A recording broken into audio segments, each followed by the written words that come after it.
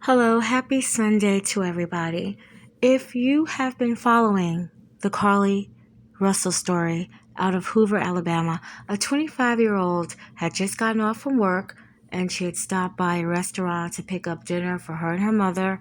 And while she was going home on I-459, a highway in Hoover, she claims that she saw a 3 to 4-year-old child on the highway, and she called 911, and then she called a family member that turned out to be her brother's girlfriend or fiance.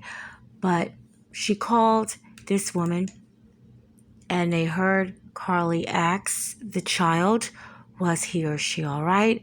And then Carly screamed. Now cut to the scene.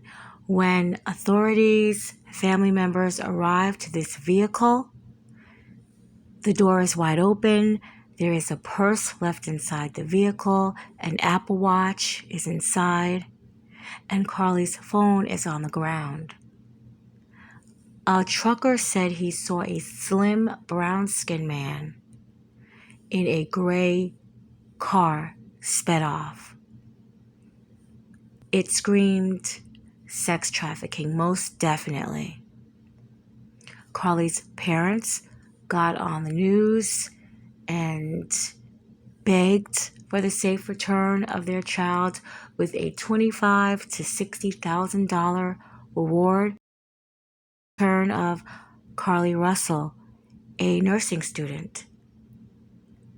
And I felt that it could possibly be sex trafficking, or I even said in my video Thursday night that did she have a boyfriend that she was having some type of issues with?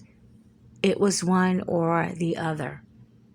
Now, there was some alleged phone calls to the police where they say that Carly was spotted at a Red Roof Inn on Montgomery Highway on Vestavia Hills, and they're not sure if she was actually found there.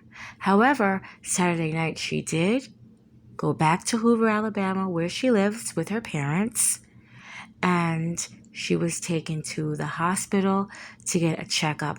Now, we don't know what's going on in this situation, because if this was a sex trafficking crime, it doesn't matter if it was publicity and it went nationwide. They don't care.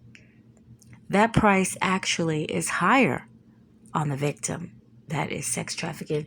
There's no person that's going to pay for the service of this trafficking victim going to tell. That's just not how it's done. They don't just release a victim because your parents are crying on the news. That's just not how it's done.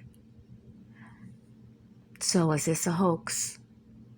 Was this a situation with a partner in her life? I don't know. I'm just putting everything out there right now. Who knows right now, but I'm sure there will definitely be a thorough investigation to find out. Now, the video that you are watching, they say Carly is in a red Mercedes, I believe, and her car is the one that is flashing.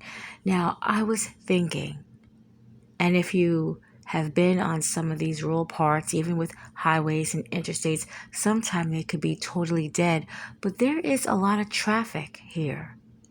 So before I even got to see this footage, no one else seen a child that was out there? More than one person should have pulled over. That was my thinking before I even saw this footage. I said, no one else seen a child. Like, was she the only one that's riding on this highway around 9:30? No one else is there. But again, there's going to be a thorough investigation on this situation. And a lot of people are always saying that this could possibly be a hoax. And we know that every now and then somebody does do things to get some type of attention, and I hope to goodness that